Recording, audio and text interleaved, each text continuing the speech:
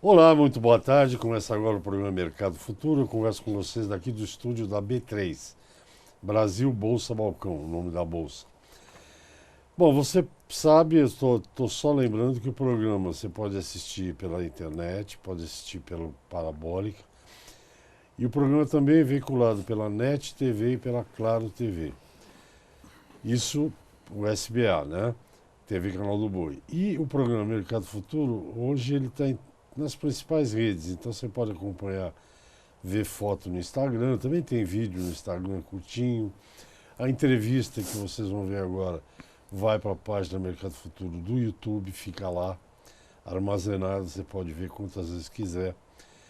Também tem Mercado Futuro no LinkedIn, no Instagram, enfim, nessas redes aí que todo mundo usa.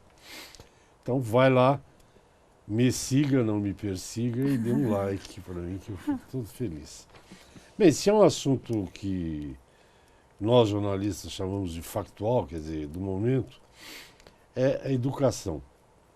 Não preciso dizer por quê, mas a educação, de uma maneira geral, virou manchete de jornal aí nessa nova administração federal.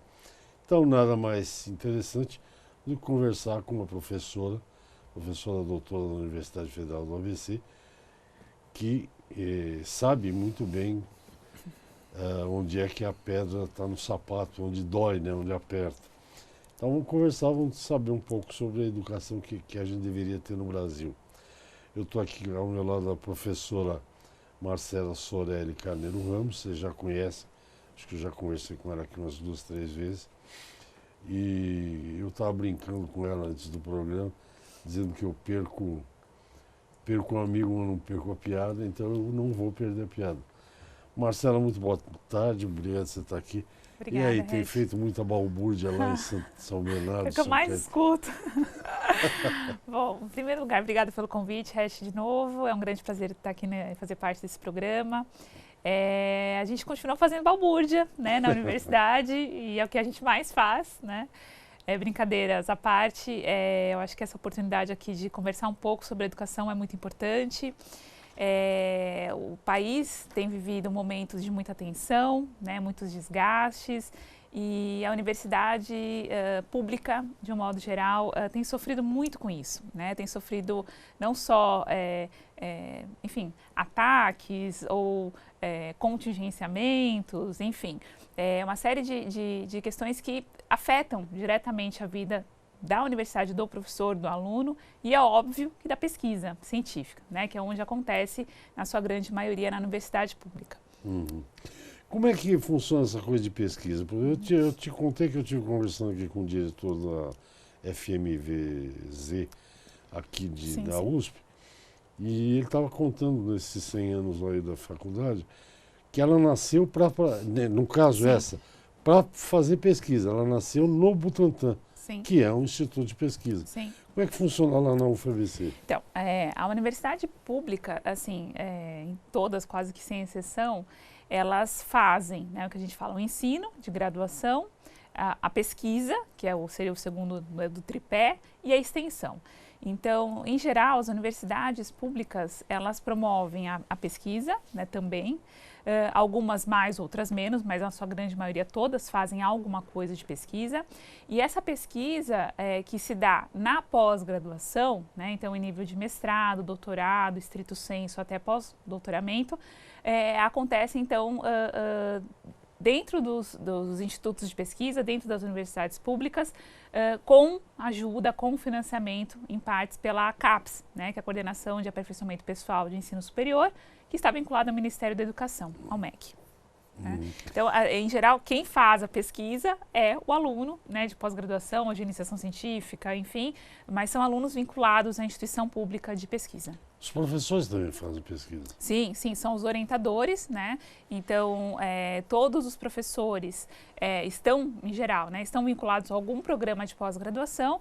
E aí, por meio desses programas, eles orientam os alunos que vão desenvolver projetos específicos de mestrado, de doutorado, ou até mesmo um pós-doutoramento, com supervisão desses docentes.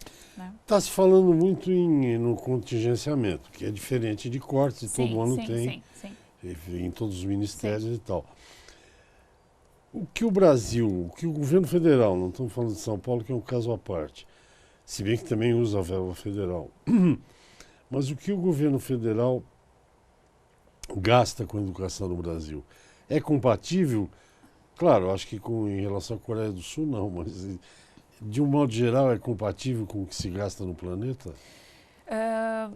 Depende. Quando a gente pega valores brutos, né? Então, se a gente pegar, por exemplo, o valor do PIB investido em educação, em ciência e tecnologia, o valor que o Brasil investe, ou pelo menos a porcentagem, ela é muito próxima a alguns países em desenvolvimento, já desenvolvidos, não é algo tão distante assim. Eu acho que o ponto maior, o que preocupa e que está assustando muito a nós, professores das instituições públicas, é exatamente a política em educação, né? Então, o corte, o contingenciamento que vem acontecendo ao longo dos últimos anos, últimos 13 anos, 10 anos, aos poucos, né, entre aspas, sem perceber muito, mas vem acontecendo, né, a gente entende que, para além disso, existe uma questão, um pano de fundo, né, por trás, que diz respeito quer dizer, à política de educação. Quais são os projetos do governo para que se invista em educação, ou para que se melhore a educação, em todos os níveis, né? Tanto básico, lá no ensino fundamental 1, fundamental 2, médio e superior, né? Universidade.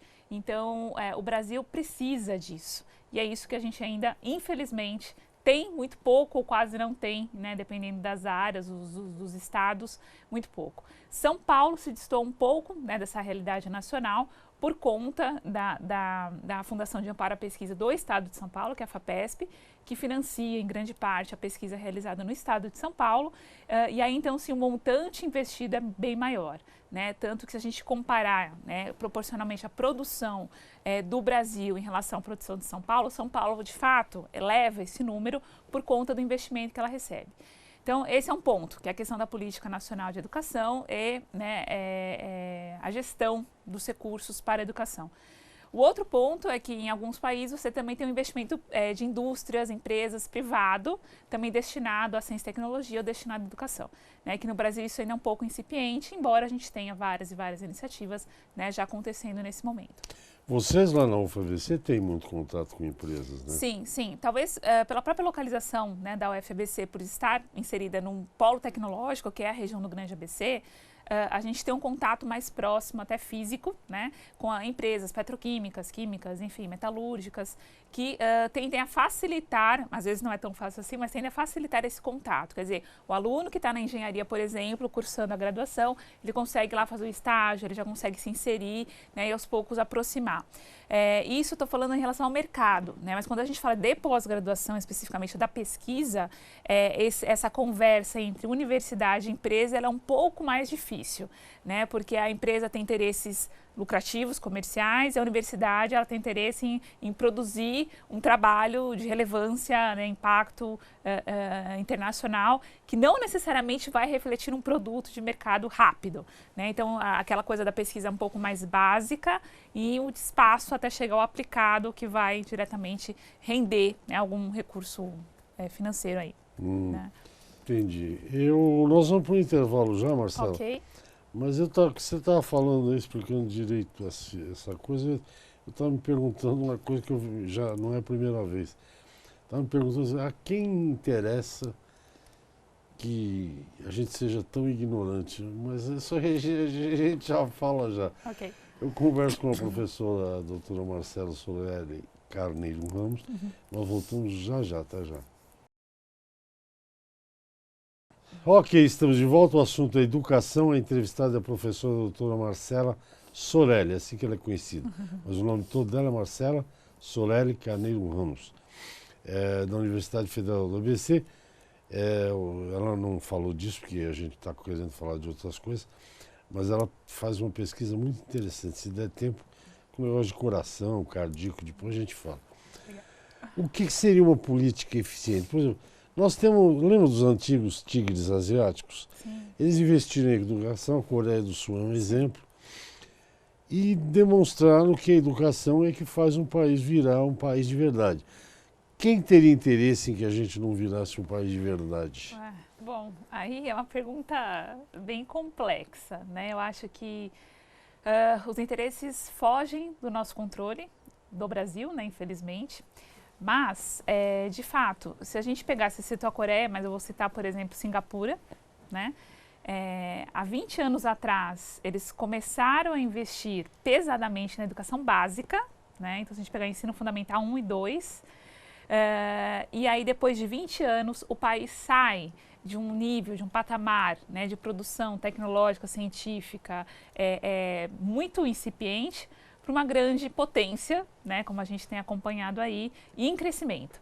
Então, assim, a gente sabe disso. Quer dizer, o brasileiro, não é que nós não temos o conhecimento, não sabemos como fazer. A gente sabe que ou se investe na educação, né, e aí em todos os níveis, básico, médio, avançado, superior, ou a gente vai ficar, né, passando por esses problemas para sempre, a gente vai enfrentar essas dificuldades o tempo todo, e aí falta o que a gente estava comentando, a política de educação, que é investir de fato, né, lá é a base, porque o aluno às vezes ele chega no nível superior sem muita base, e ele sofre, né, na universidade por conta disso, quando consegue chegar, né.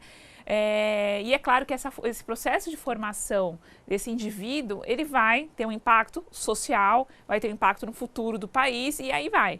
Então, o negócio está na base e muito pouco se pensa, né, em investir na educação básica, justamente porque você faz o quê? O aluno a pensar, né?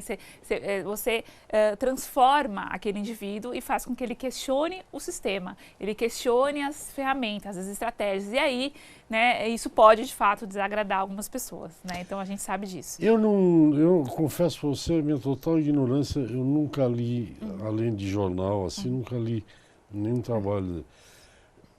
Essa polêmica com Paulo Freire, você conhece a filosofia do Paulo Freire? Sim, Paulo Freire, enfim, ele é um grande brasileiro, um grande pesquisador, um grande cientista da educação. Então, eu estava lendo já li bastante coisa sobre ele e obras dele, mas só para fazer uma breve frase para tentar contextualizar a forma mais rápida possível. Paulo Freire não estudou em Harvard. Foi a Harvard que estudou Paulo Freire. Então, ele, sem dúvida nenhuma, é o brasileiro de maior, digamos assim, projeção de inteligência e de conhecimento voltado à educação. Então, quem fala ou quem coloca, Paulo Freire né, não gosto, não concordo com as ideias, é porque de fato ainda não estudou a fundo ou não compreendeu o que ele faz, né? E se a gente seguisse metade do que ele propõe, do que ele pensa, sem dúvida nenhuma o país não estaria como está hoje. Eu tenho certeza disso, né? Mas, enfim, aí por trás tem, obviamente, questões de ideologia, né, tem questões, infelizmente, do nosso país partidárias. Então, tudo isso acaba atrapalhando o estudo, né, a fundo da essência do que é a obra que ele deixou para nós. Eu li nessa polêmica toda que até hoje se usa o método dele. Ele criou um método de ensino. Sim, não só um método, mas assim, ele propõe ideias de como, né, ainda mais lógico, voltado ao nosso país, como a gente poderia tentar melhorar, quer dizer, as ferramentas de ensino, por exemplo, na sala de aula, né, o que a gente pode fazer de diferente para tentar, né, melhorar a qualidade do ensino. Então não adianta, hoje a gente sabe disso, não adianta a gente criar 10 mil novas escolas, aumentar 500 mil universidades federais, se a gente não tem a qualidade. Então o número aumenta, mas a qualidade cai. A gente sabe disso. Então, a gente precisa investir na qualidade. Isso se reflete em tudo, né? Qualidade da aula, qualidade das ferramentas tecnológicas, porque hoje a aula de graduação, por exemplo, é diferente de 10 anos atrás. E eu falo isso por experiência própria, eu entrei na Federal já faz 11 anos. Então, é diferente, o aluno é diferente. Então, ele já é diferente, ele é transformado. Então, eu querer dar a mesma aula que eu dava 10 anos atrás, não vai funcionar. E isso serve para 20 anos, 30 anos. Então, a gente precisa acompanhar o desenvolvimento da sociedade e, é lógico, adequar isso para que a gente forme o aluno da melhor forma. E o Paulo Freire tem essa visão também, né? Ele enxerga isso, e coisa que outros, né, enfim... Será que é questão ideológica? Ele muito de sim. Esquerda, direita? Não, assim, acho que nem uma questão de ser esquerda ou direita, no caso dele, né? Mas o ensino, de um modo geral, ele é muito criticado, ele é muito questionado, porque tem um histórico não tão positivo. Então, a gente fala muito isso na universidade. Quando você produz ciência, por exemplo, pesquisas nas instituições públicas, todo mundo se volta muito ao quê? Hard science, que é a ciência, a física, a química, a biologia, né? E pouco se projeta em relação à pesquisa e ensino, por exemplo. E que tem muita gente boa e que tem muita gente produtiva, mas o próprio país não destaca isso. Diferente de outros países que, assim, tem uma produção relacionada a ensino, pesquisa e ensino altíssima, de alta qualidade e que tem um impacto mundial interessantíssimo. O Paulo Freire foi um nosso daqui que teve essa projeção toda e que nós mesmos, às vezes, não damos o devido valor, o reconhecimento que cabe.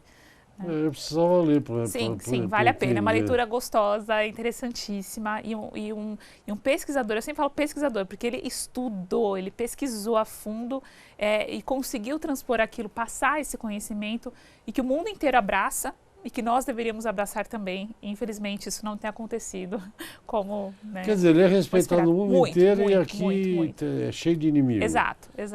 É aquele negócio do cachorro que cai do caminhão. Isso. Não é que fala de brasileiro, fala problema de autoestima. Isso. Eu não tenho problema de autoestima, eu tenho autoestima. Quando você fala de uma política de base, eu tenho ouvido falar hoje que tem analfabeto funcional, que as pessoas saem da escola sem saber escrever, sem saber ler. Sim. Nós vamos para outro intervalo, então você vai responder depois. Eu estava te contando aqui, brincando, que a escola que eu fiz o ensino médio era uma escola pública e para entrar precisava prestar um exame. Não era qualquer um que entrava, não. E não pagava também 500, 1.000, 2.000, sei lá quantos por mês para estudar lá. Sim.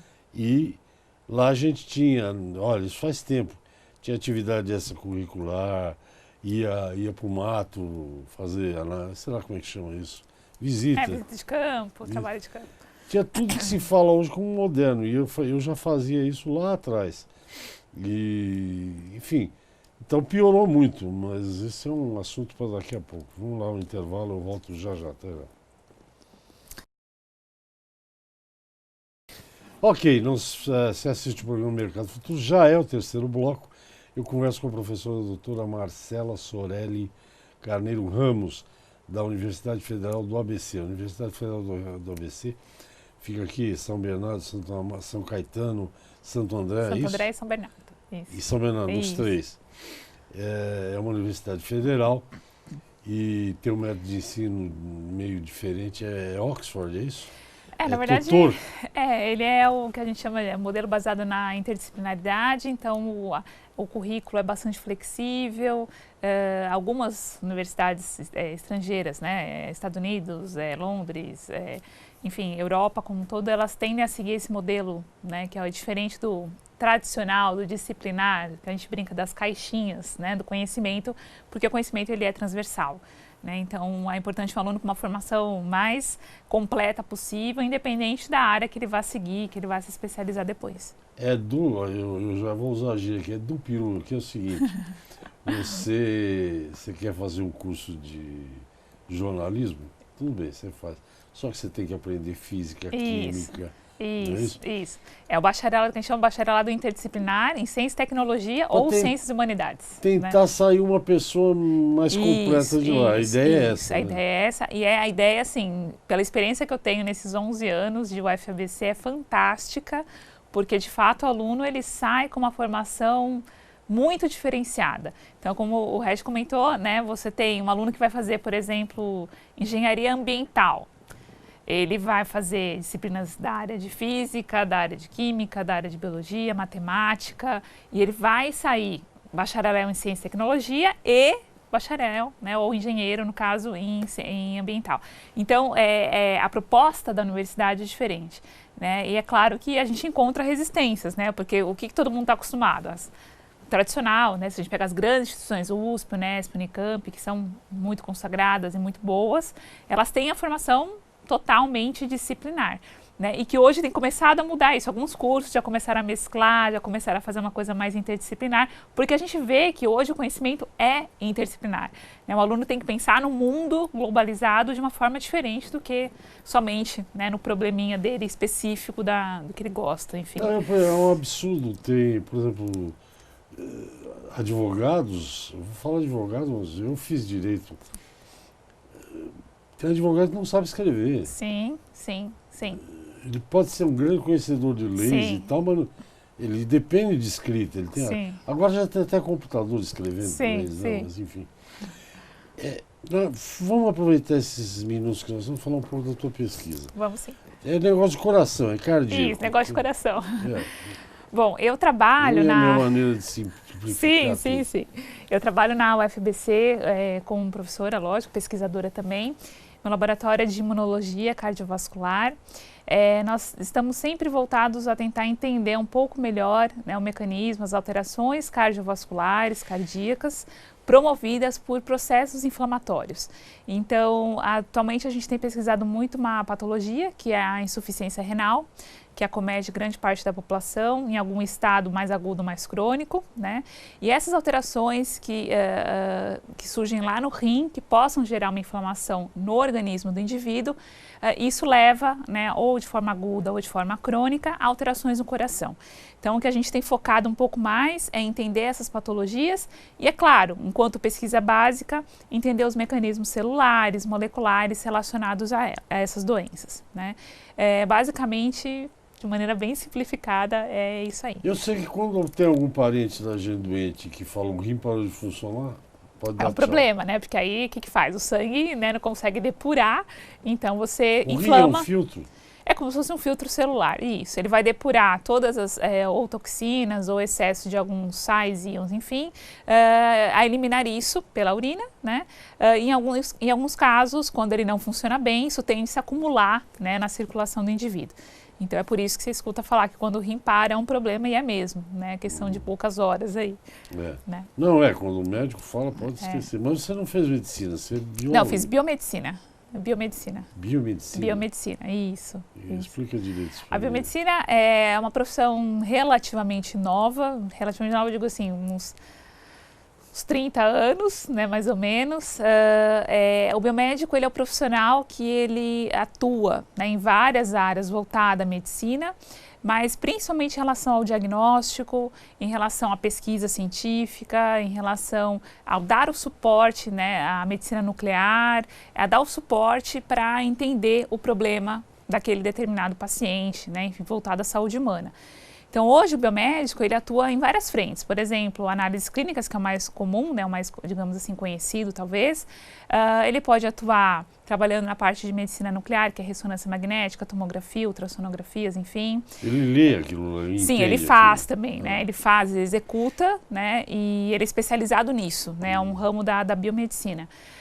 Outra possibilidade são em bancos de sangue também, reprodução humana, enfim, pesquisa, né, que é a investigação, que é um braço forte da biomedicina. Então, a gente tem toda a formação do médico, só que a gente não volta para a clínica, né, para atender diretamente o paciente. A gente volta pelos bastidores, né, para dar o suporte, o entendimento da patologia, da fisiopatologia e propor, obviamente, né, ferramentas e estratégias para tratamento, enfim, intervenções. Uma vez que você esteve aqui, eu me lembro que você falou que o Brasil saiu na frente, enfim, entendeu primeiro o negócio daquela gripe H1N1, sei lá como é que é. Sim, na verdade do Zika, né, principalmente do Zika, isso. Então, assim, com esse nome já é uma zika. É uma né? zika, né? Então, isso é um bom exemplo até para contextualizar no nosso assunto hoje, Regi. O Brasil, ele tem tanta gente boa, capaz de produzir ciência de qualidade, e o Zika é um dos exemplos mais fantásticos, porque a descoberta, né, o entendimento de como funcionava o Zika foi do Brasil, né? Nós fizemos isso. Então, grupos de vários estados do Brasil, de Goiás, do Norte, São Paulo, todos em conjunto, e nós fomos os pioneiros a descrever isso. Então, para todo mundo ter uma ideia, né, do impacto que significa fazer ciência no país da pesquisa. A gente estuda muitas coisas importantes e que tem, obviamente, um apelo para a população, né? A saúde pública e doenças, etc. Então, e a pesquisa básica, ela é o quê? Ela é um grande investimento a longo prazo e só depois a gente colhe os frutos, né? As pessoas querem algo mais imediatista e não é assim que funciona a ciência, né? O Zika é um bom exemplo, foi estudo de vários anos e aí, no momento em que aconteceu, né, toda aquela... enfim, os casos, os surtos, o Brasil conseguiu, né, responder isso de forma muito rápida. Quer dizer, já vinha sendo estudado. Sim. E que é produto de universidade pública. Né? Tá bom, vocês aí que... Convenci? A nossa balbúrdia é uma balbúrdia... Uma balbúrdia boa, né? Esse termo doença, balbúrdia, ele pega muito, né? Ultimamente. Doença, sim. As pessoas ficam mais inteligentes. O pesquisador não tem horário, trabalha final de semana, madrugada, né? Essa parte eu não sei quanto tempo, mas essa parte eu não gostei. Porque você tem que... Você sabe por que eu estou te falando isso? Tem uma doutoranda na família. Sim. É assim... e tem que chegar lá 4 da manhã, porque tem tanto período. Não tem horário, E tem que tirar não sei de onde, da centrífuga, não sei. Isso. Não tem horário, não tem fim de semana, não tem nada. É só balbúrdia. Sim. Então... Aliás, você botou uma foto falando balbúrdia, né? Sim, eu estava de experimento. É verdade. É importante, assim, a população entender... e talvez seja uma falha da universidade, falha em comunicar, né? Falar o que a gente faz lá dentro. Mas entender que o que a gente está estudando e quem faz são alunos de pós-graduação, né? Eles estão tentando o quê? Produzir conhecimento novo, que é como a gente avança, né? Como é o progresso do país.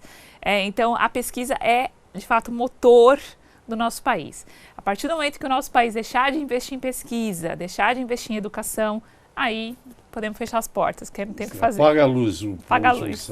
Bom, muito obrigado, professora. A você, um prazer recebê-la. Obrigada. Obrigado pelo meu biscoitinho, um presente da professora Marcela. E vocês fiquem aí, todo dia tem programa. E a gente faz a balbúrdia aqui. Isso aí. Tchauzinho, obrigado. Tchau, até obrigado. a próxima. Obrigado.